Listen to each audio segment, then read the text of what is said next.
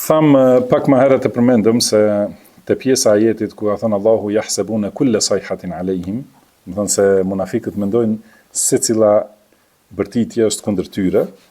Do thënë është për shkak se, si ka thënë Ibn Rajab rahimahullah, thënë se ata e fshehin zemër të kundërtën e asaj që e shfaqin dhe friksohen se njerëzit do ta marrin vesh atë që e fshehin. Për këtë shkak, çdo herë që dëgjojnë një bërtitje, mendojnë se është kundër tyre. Thuhet arabisht kada al-muribu an yaqula khudhuni. Do të thonë ai njeriu i dyshimt vetëm sa thot merrni mua. Do të thonë me veprimet edhe me këtë frikën, do thotë paranojën, shfaq vetveten se është njeri i dyshimt. Për këtë shkak, Allahu ka thënë humul aduwu. Kjo shprehje, hum el aduwu. Ata janë armiku. Më thënë, forma e shprehjes kupton përforcim. Më thënë, ata janë armiku i vërtet. Ose ata janë armiku më i madh. Munafikët që kanë këto cilësi, janë armiku më i madh dhe më i rrezikshëm për muslimanët, fahdharuhum, do të thënë fahdharhum, prandaj ruhu prej tyre. Ki kujdes nga ai që shfaqet si musliman, ose ai që shfaqet si pasues i sunetit, por që ka qëllime të tjera. Do të thënë, për këtë Allahu subhanahu wa taala ka thënë ruhuni prej tyre. Edhe shikoni se si, do të thënë, paralajmërimi, tahdhir, kësaj thuhet tahdhir, fahdharuhum, do të thënë, është tahdhir, paralajmërim.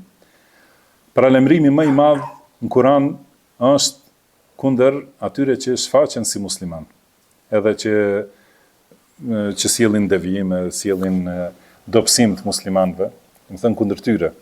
Kurse mosbesimtari që është i dukshëm është më i lehtë, edhe më i lehtë si armik, do të thënë. Kur e di se është jashtë, edhe është duke pritur të sulmoj, është më lehtë se sa ai që është brenda dhe ta rreth shpinën, mirëpo e ka përgatit thikën, do të thënë për në shpinë. Prandaj paralajmërimi kundër njerëzve të bidatit, do të thënë kjo është një prej bazave në Kur'an, edhe në sunetin e pejgamberit sallallahu alaihi wasallam shumë, paralajmërimi kundër njerëzve të bidatit është më i rëndësishëm se paralajmërimi kundër mosbesimtarëve. Kurse hizbit në kohën tonë edhe bidatxhit thonë ju merreni vetëm me muslimanët dhe i lini qafirat, ti sulmojnë muslimanët e kështu me radhë dhe Palestina e kjo ajo, do thotë këto janë vetëm do thotë pallavra për çorientim të muslimanëve.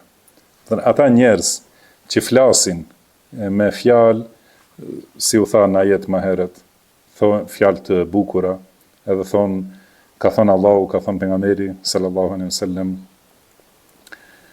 Donjëherë, do të thonë duke qenë të vërteta ato që i thonë, edhe shumë herë duke qenë të pavërteta të maskuara dhe të mbuluara me maska që i mashtrojnë muslimanët. Këto janë rreziku më i madh. Edhe këto janë ata që e kanë sjell, do thotë këtë gjendje të umetit që të mund mosbesimtar, do të thonë të lozin edhe tallen me muslimanët. I përdorin prap këto pallavra, do të thonë propaganda, të largojnë muslimanët dhe të largojnë njerëz të dijes dhe nxënës të dijes që mos demaskohen. Do të thonë yahsabuna kulla sayhatin alehim. Ata e llogaritin se çdo herë kur të flitet për bidatin, do të demaskohen ata. Për këtë shkak mundohen sa më larg të largojnë njerëzit, thonë leni këto tema përçarje e kështu me radhë, se muslimanët kanë tani tema më të mëdha e aktualiteti e kështu me radhë. Kur e shohim Kur'an edhe në sunetin e pejgamberit sallallahu alaihi wasallam, më shumë ka paralajmërim edhe më shumë thotë urdhër për kujdes prej këtyre që shtiren si musliman. Pastaj prej atyre që kanë dituri dhe që kanë devijim. Pastaj prej atyre që janë armiq të jashtëm, pastaj do të them prej atyre që janë pushtetarë, do thotë. Sa herë përmenden pushtetarët në Kur'an ose në sunet, si thotë Sheikh Rabia hafidhahullah, në kohën kur ka zbritur Kurani, ja ka pas pushtetar të devijum.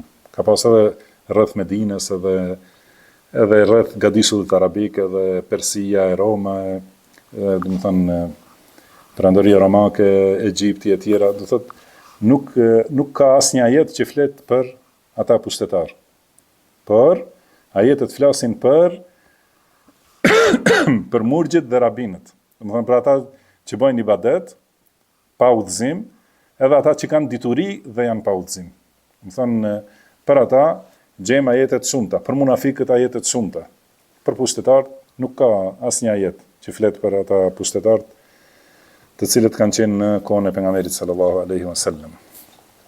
Edhe kur flitet për gjykim me ligje të tjera, flitet për ata ahbar wa ruhban, do të thonë për murgjit dhe rabinët, do të që e kanë deviju fenë e Allahut edhe kanë shtrembur librin e Allahut, edhe gjykojnë me ligje të tjera, do të thonë duke janë veshur librit të Allahut subhanahu wa ta'ala.